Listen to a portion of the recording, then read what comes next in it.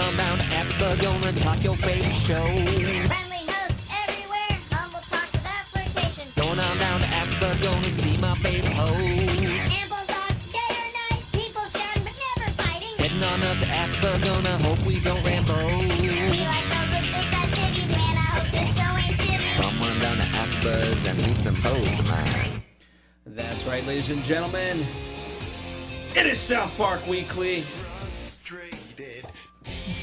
Are you? This is how I feel every day of my life. Oh my. But Super serious. If anybody lives to win, it's Steph Sabra. That's true. Steph Sabra, ladies and gentlemen. I'm wearing gold on purpose. Because I'm a winner even though I've lost every round of Jeopardy we've done. That's true, you have. But dude, copyright infringement. We did not play Jeopardy. Oh, That's true. yeah. We just played a game. South Park questionnaire. Christian Blatt, ladies and gentlemen. Also living to win and winning to live. And I'm Phil Sweetek, living. Just living. Hashtag living. Existing. Living my best life. And today, speaking of best, we are talking about the best episodes from the first 10 seasons of South Park. The show's been around for over 20 years. We have to honor the early seasons. Oftentimes when we do these shows, we bring in episodes from there. And so I just wanted to dedicate a whole episode to how amazing the first 10 seasons were. So that's what we're going to talk about. Here's how it works, ladies and gentlemen. If you're joining us for the very first time, we each pick 3, and we're gonna rank them in order. And before we announce our number 1 pick, we're gonna name an honorable mention that didn't make the top 3. And of course, as always, you get to participate. Just leave a comment, whether you're listening on iTunes or whether you're over on YouTube, whatever it may be, or even on our Facebook page. Doesn't matter. On our social media, it's all there for you. Comment with your picks. Let us know if you agree, disagree, and also include why. That's always part of the fun. To kick us off, though, with our number 3 picks, Steph Sabra, what is your number 3 pick in the best episode from the first 10 seasons? My number 3 pick is from season 10, episode 8, Make Love, not Warcraft. But I do have to say, this was a contender for number 1 for me, but I had a last minute switch. It easily switched with your number 1 and your number 3. Just very quickly switched. Very quickly. Like I could see between a 2 and a 3 or a 1 and a 2 switching. It was because it was going to make it easier for you. And they were both, all of them were so good, it was okay. What does that even mean? It was going to make it easier for me. She did it for Anyways, you, Phil. This episode is, it's so amazing. And just looking at the pictures of it, I'm reminded of the amazingness. And maybe I regret some of my decisions. But it won a Primetime Emmy Award. Fun fact, obviously it's based off World of Warcraft. And they actually got permission by Blizzard, the company that owns it, to use the characters, and then they ended up just coming into the studio and playing, recording them, the Blizzard employees playing to the words that they were going to use. So that's a cool background story, because they were originally going to try to do it themselves, but I love how it's the real characters and how each of them have a character that's pretty perfect for them, especially Cartman. And in this episode, we have the boys are playing the game, and then there's this one griefer who repeatedly kills everyone. Yeah, he's like this really disgusting guy. And Cartman's bright idea is the only way to beat him is to level up. So they play for 21 hours a day for 2 months to killing low-level boars to get in the forest to gain extra experience points. And in that process, they end up being like the grossest they've ever been. Super fat, pimply. Cartman gets his mom to bring down a toilet, and he just poops like everywhere. Just disgusting, but really. I know someone that could have used that. That's an inside joke here in the studio. Yeah, whoever that person is just like, man, Cartman is living the dream. Rude. I don't know why you're commenting on it. And the Blizzard executives find out that someone is ruining the world of Warcraft, and they know that they're going to lose fans. There ends up being this omen, or I don't know what the right word. The sword a of prophecy and it's on a 1 gigabyte flash USB flash drive, and it's the sword of 1,000 truths. And Randy ends up giving it to them in the game, which is just so perfect. Randy was the dad. I think you would have loved as usual. Saves the day. Randy. What I love is the troll in this episode. He makes a comeback later, so he got recycled, which I truly appreciate. So, kudos. All right, I'm down for that pick. It's a good pick. It's a solid pick. My number 3 is from season 1, episode 8, Starvin Marvin. It's a holiday episode. It's a Thanksgiving episode. Possibly the only Thanksgiving episode. I'm not sure about that. Let me know if I'm wrong.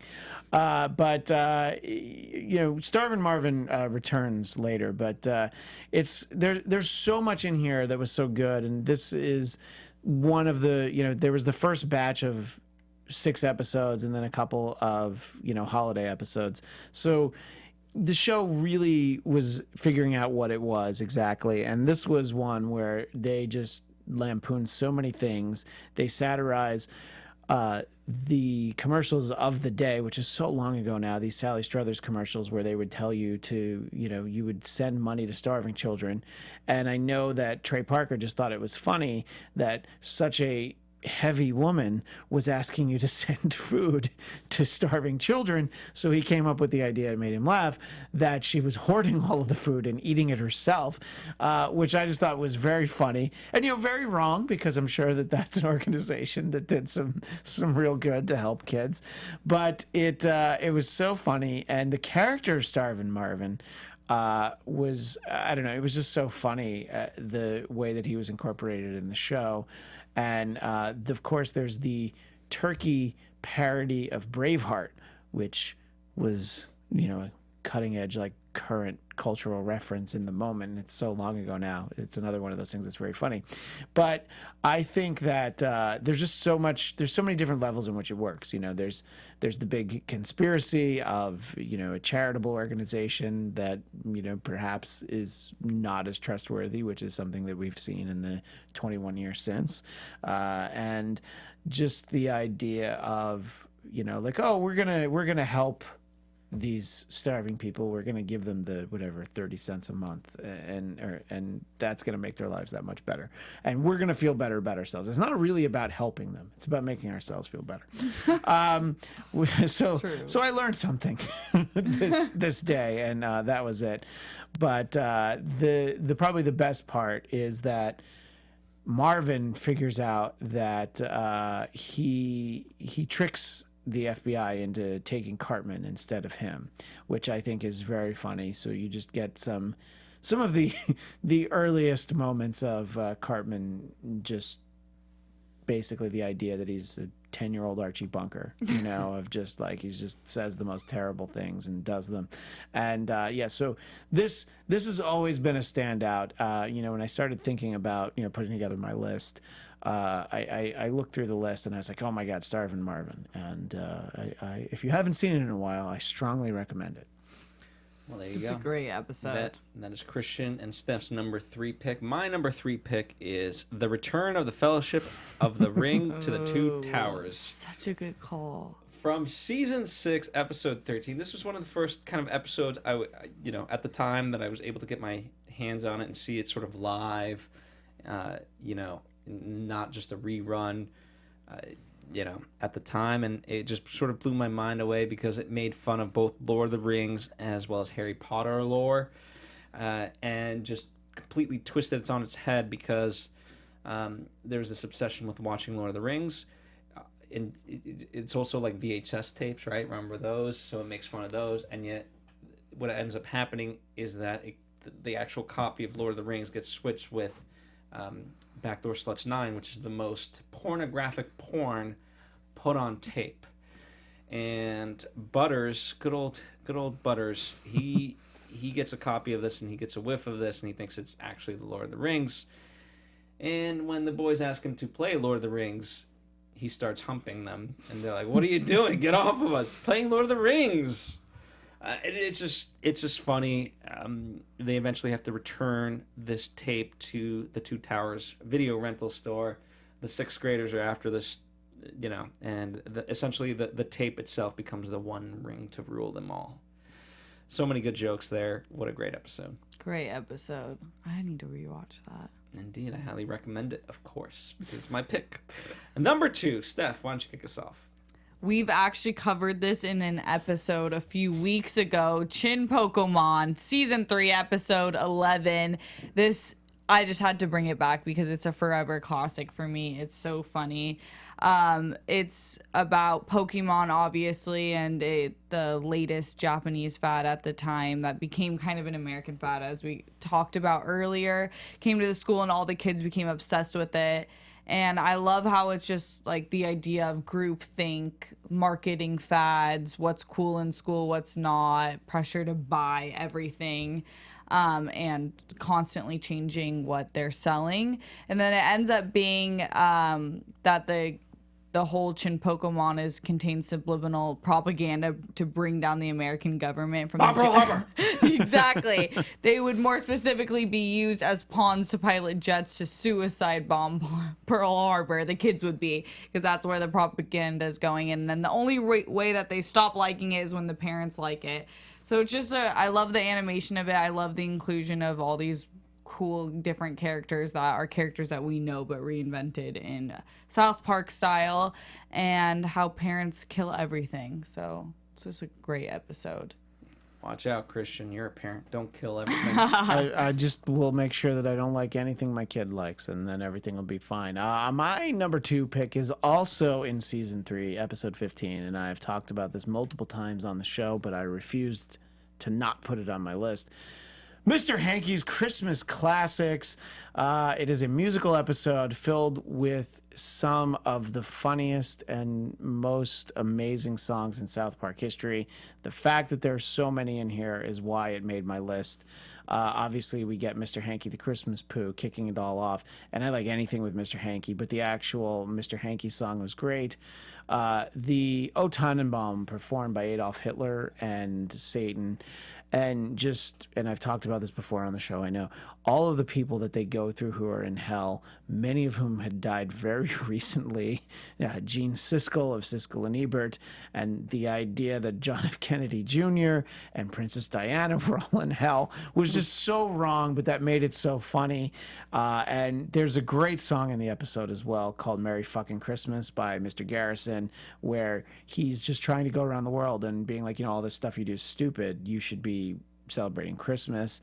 But my favorite moment, which just so well encapsulates what's great about South Park, there's a Christmas medley between Santa and Jesus where they sing a bunch of songs, and Santa gets annoyed because there's so many Jesus songs and not nearly enough Santa songs, so he sings Rio by Duran Duran.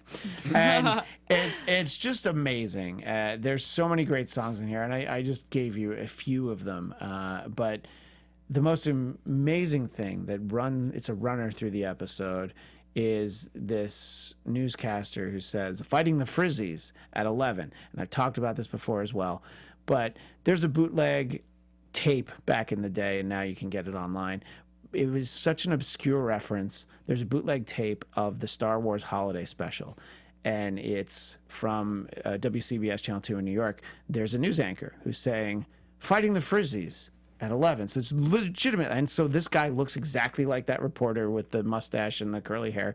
And this is at a time where, you didn't just Google anything and everything and find it out. Sure, there was the internet, but were you going to find it on a web crawler or Alta Vista? High five from my old dudes in the audience. That's for us.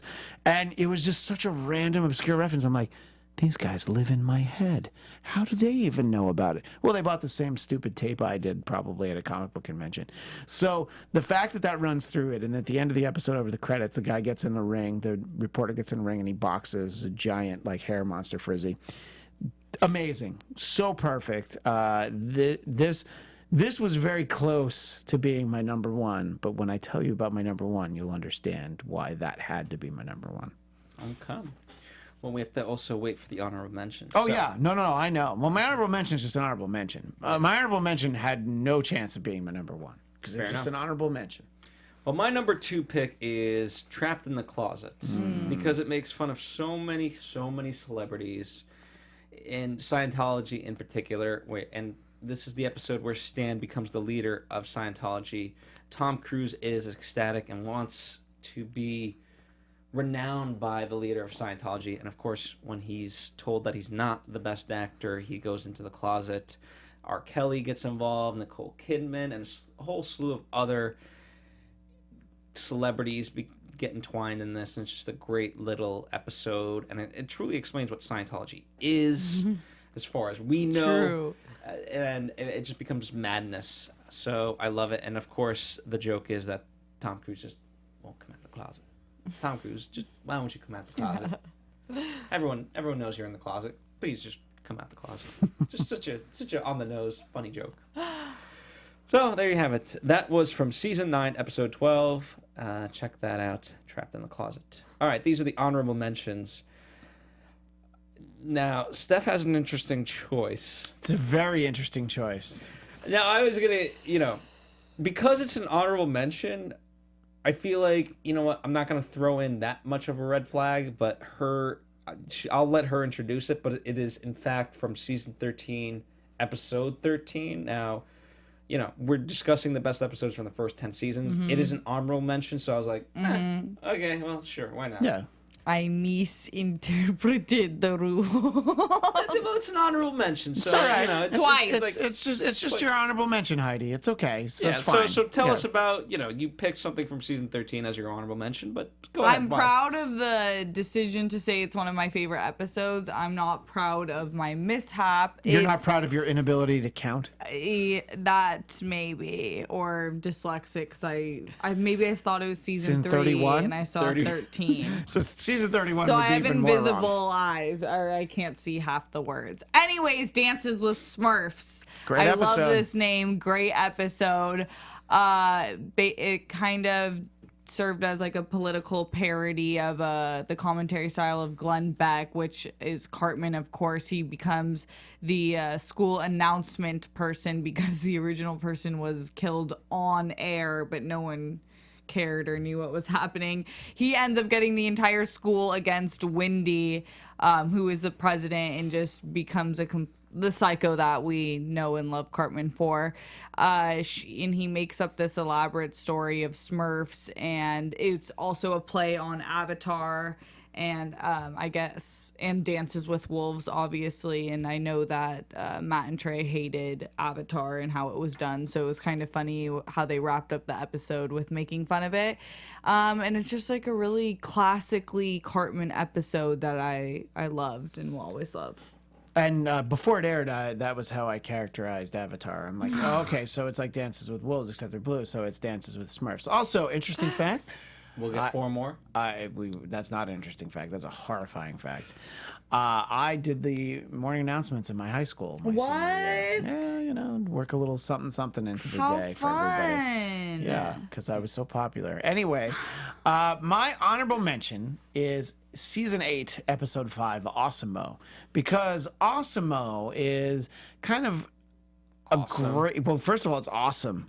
Oh, it's a great representation of one of my favorite relationships on the show, and that is Cartman and Butters. Butters is just convinced that Cartman is his best friend. Butters is so sweet, but Cartman's such a dick, and all he does is just mean things to him. So the fact that he decides to pretend to be a robot, and of course Butters right away is like, okay, this is a robot from Japan, great, I'm all on board. And he's just trying to get dirt on him, and he gets some embarrassing things, but unbeknownst to Butters, he actually has the upper hand on Cartman because he has a video of him doing a Britney Spears routine where he makes out with Justin Timberlake, which it's a simpler time in 2004 when you could think back to Britney and JT. Oh my God. Long before sexy was brought back. There was no sexy in the world at this point. This is a couple. Yeah, this is a couple years before sexy was brought back. But anyway, it just to me is really one of those things that I always think about the idea that Cartman is just in this box pretending to be a robot for no reason other than he wants to be able to make fun of Butters and possibly blackmail him. And then he ends up realizing like, oh no, he's got something on me. I don't know. So it was not going to get my 3, 2, or 1 ranking, but it is with an asterisk. It is an honorable mention. Well, Christian and I do think alike because my choice is The Death of Eric Cartman, in which all the boys pretend that to ignore Cartman, therefore he thinks that he is dead, and the only one that doesn't play along is Butters. And so Butters, in essence, is the one who sees Cartman's ghost. Now, it is deemed that Cartman cannot go to heaven because he has to atone for his sins by doing good deeds. And that is what him and Butters set out to do, and it leads into all the great things. And our last episode was called Running Gags. I will spoil this. One of my favorite running gags of the series has been, Butters, you're grounded, and that is indeed how this episode ends. Butters, you're grounded. And furthermore, Cartman, who everyone has believed that by ignoring him, he has actually changed his ways, in fact did not change his ways, simply because he is now pissed off at Butters, who led him on to thinking he was dead. So, there you have it. Great episode. That is The Death of Eric Cartman, Season 9, Episode 6. Now on to the number 1 picks. This is where I get really disappointed.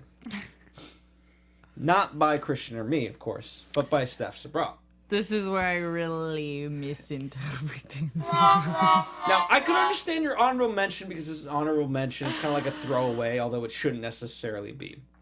So, the name of this episode is Best Episodes from First 10 Seasons of South Park. So your honorable mention from was season 13. I think I was just focused on best, and you guys will understand when I say what the episode is, because I'm sure it's popular opinion. I guess it's fine. I guess, but it's still it's season 13. It's not like it's season 11 where you like kind of just missed it. It's season 13. It's and you very picked 2 from season 13. Yeah. Mm-hmm. So you really misinterpreted the rules. Maybe my Hulu was messed up. Is this? I doubt it. Is this because you think the rules don't apply to you, Heidi? No, this was a very Heidi decision of me. Heidi would never do that. She is smart and funny. She's so smart. I'm and talking so beyond funny. meat, Heidi. I just messed up, you guys, but it's okay. All right, well, because what this is your a great number episode. 1 choice? Well, tell us about it. This is, in fact, from season 13, episode 4, Eat, Pray, Queef. Every guy loves it. And this is why I had to pick it. I was rewatching it, and it is the funniest, the most I've laughed after rewatching a South Park episode ever. Like, it got funnier for so many reasons. I feel like this exact reason, the uncomfortability that it brings to men everywhere, no matter where you are. If the word queef gets brought up, it's like very cringeworthy. I'm not cringe because of that. I'm cringe because you picked season Okay, 13. whatever. Let's talk about legends, the Queef sisters. The Queef sisters are absolutely legendary and should be involved more. They were actually supposed to have an episode. This was supposed to be an episode like Not Without My Anus. And it was supposed to be fully Queef sisters featured, but they got so much backlash for the first one that they didn't do it. I'm glad they didn't, because I love this version of it. Basically, the Queef sisters replace Terrence and Phillip, and the boys are outraged. And the girls, it catches waves, and the show becomes really popular, and all the girls in South Park are watching it. And one of the girls queefs on Butter's face, and I just about lost it because he is like in complete despair, runs straight home, crying, screaming. All the guys, I've never seen Cartman so sympathetic to someone ever. The men in South Park are just completely unhinged. They actually take it to the Senate to ban queefing because all the women are joking about it. They and then during the Senate floor, actually, one of the female senators started, they all were queefing, but one of them did the exact lines of a dialogue from the Road Warrior film, and it was just so insane to watch. And it ended up just being really good commentary on the double standard of women in comedy, women in society in general, and like the uncomfortability men have with female anything, really, other than like sex. Look, I mean, one man's uncomfortability is a reason for me to excuse myself and finish off in the bathroom. But, look, different strokes for different folks, as they say. But for me, my number one choice, Steph tried to steal my thunder, but I wouldn't quite allow her. She started talking about it. It is indeed season 2, episode 1. I was pivoting to you. Thank you. Terrence and Phillip in Not Without My Anus is the single best episode in the run of South Park for a simple reason. People hated this episode so much. The boys are barely in it. You see them on TV for a second. And Trey and Matt talked about this shortly thereafter. They did this. It was a special episode that aired on April Fool's Day. And so they figured everybody was going to realize that, okay, they're going to do something. And season 1 ends with the cliffhanger of like, well, who is Eric Cartman's father? And they were just convinced, we're like, well, nobody's going to give a shit who Eric Cartman's father is. So we're going to do this April Fool's Day joke. It's going to be a whole episode of Terrence and Phillip and Not Without My Anus. And people were so angry that it wasn't the payoff. And when you think about it, it's like, well, it's so stupid. Who cares? It's so funny. I love Terrence and Phillip so much, as I've talked about many times in here. And the fact that they were able to just do a whole show that didn't have the stars of the show. And this introduces the Saddam Hussein that we really love. So that's another important part. And then, of course, there's also their friend, not their friend, but their associate, Scott, who is a dick. And that's important as well. But just so much Terrence and Phillip in the course of the episode. And I was reading that it was deemed particularly vulgar, even for South Park. There are 29 fart jokes in the 22 minutes of the episode. Oh my I would God. say that's not enough, but that maybe is not how other people feel. But I don't know. I just think It's that perfect that I picked. yes. Eat, Pray, Oh no, Queef. we are on very similar wavelengths. Except queefing, ew. Oh my Well, gosh. yeah, obviously. I mean, farting is That's you hysterical. literally are proving the entire point of this episode. I mean, maybe. And it came out on April Fool's. So, I mean, Yeah. it seems like this happened for a reason. The interesting thing is that this episode has been written about a lot, and there was someone wrote for the newspaper Newsday in New York, said fans rioted, some jumped ship and never came back. The lesson: pay off our expectations or you'll be sorry. And I would say anybody who tuned in to see this episode was so mad that they never watched again. I'm so glad that they haven't watched the show since, because they weren't going to get it. They were going to get pissed off by something else. So it's good. It's like a band who plays their hit songs in like the first half hour, and then the people that are just there for that song just like, all right, well, now this is for the real fans. So I don't know. There's nothing wrong with this episode. The fact that the boys aren't in it's fine. You'll see them next time. I love the episode that's just about Pip as well. I mean, there are some early episodes where they're just not in it, and I don't know, I don't need them because we get them most weeks. What we do need, more Terrence and Phillip, and the title is hysterical because of the play on Not Without My Daughter. Anyway, I could talk about it all day. Well, my number one pick goes away from queefing and farting. It goes into getting high with, of course, Towelie, our favorite towel. In Of course. A Million Little Fibers. Now, I teeter right on the edge. This is from season 10, episode 5. Notice how I didn't go over. This is where Towelie needs to make a little money. He tries to write a memoir. Of course, no one picks it up because no one cares about a towel, which is towelist, to be honest.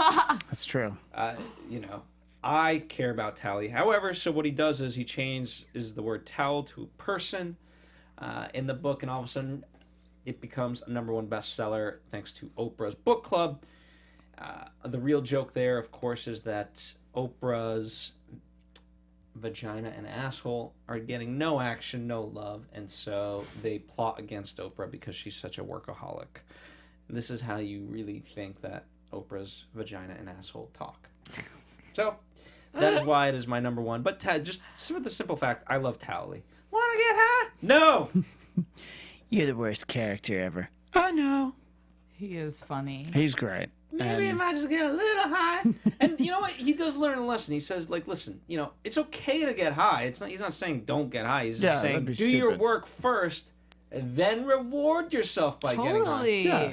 So- Steph and I are going to get so high after the show, but not before the show. We knew better. I love Towelie. That's I right. love that. Maybe if I can just get a little high. All right, ladies and gentlemen, those are our picks. Let us know if you agree. Steph will write a long-felt apology for misinterpreting the rules like Bill Belichick. I know, and it's kind of painful because there are so many good episodes, you 1 through 10, that I just glossed said. over. Didn't Eat, care. pray, queef. Suck on the this. best will be when we do, our favorite episodes from seasons 10 through 20, and she picks something from season 4. Yeah. That's going to be amazing. Yeah, no, that'll be fun. Maybe that'll be our next episode. There we Let's go. do that. Woo! We're getting down to the wire. We're almost on the latest season, so we've only got a few more episodes left, so continue checking back in. In the meantime, you Can you guys believe that the summer's practically over at this point? It's so crazy. I still haven't even gotten a tan. Well, I'm never going to get a 10. But anyway, you can follow me at ChristianDMZ. And I have a few shows here at AfterBuzz and also my own podcast staff called The Blackcast. The Blackcast. BLADTCAST.com. Well, I know it now. I'm a firm fan now, okay? But I'm Steph Sabra. Like I said before, the better name of... Just kidding. You have a great name. You can follow me on Instagram and Twitter at Steph Sabra. Awesome.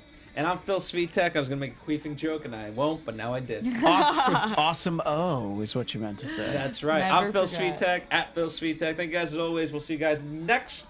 Well, not next 2 week. weeks. 2 weeks from now for another South Park Weekly here on AfterBuzz TV. Bye. From executive producers Maria Menounos, Kevin Undergaro, Phil Svitek, and the entire AfterBuzz TV staff, we would like to thank you for listening to the AfterBuzz TV network.